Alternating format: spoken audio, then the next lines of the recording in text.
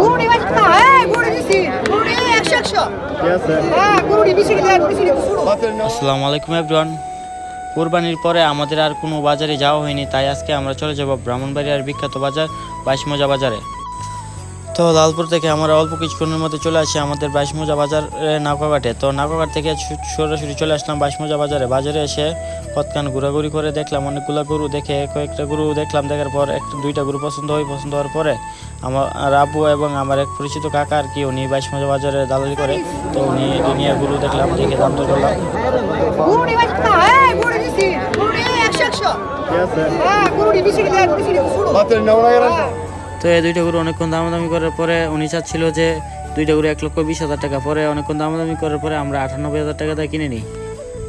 তারপর অল্প কিছুক্ষণ ঘোরাঘুরির পরে আমাদের এই গরুটি পছন্দ হয়। এই গরুটি উনি দাম চাচ্ছিলেন যে 80,000 টাকা। পরে অনেকক্ষণ দামাদামি করার পর এই গরুটি আমরা কিনে নিই 49,000 টাকা দিয়ে।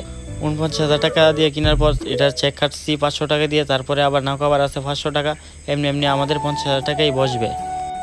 তো নৌকায় এসে অনেকক্ষণই বসে থাকতে হয়। নৌকা ছাড়ার কথা ছিল 1:30 বাজে, নৌকা ছাড়ছে 2টার দিকে।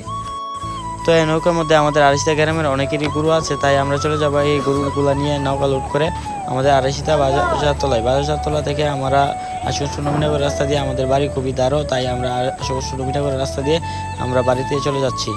তো গরুগুলা নিয়ে আমরা অল্প কিছুক্ষণের মধ্যে আমাদের খামারে চলে আসলাম। তো গরুগুলার পরবর্তী আপডেট জানতে আমাদের পেজটি ফলো দিয়ে আমাদের সাথেই থাকবেন। ধন্যবাদ। আসসালামু আলাইকুম সবাইকে।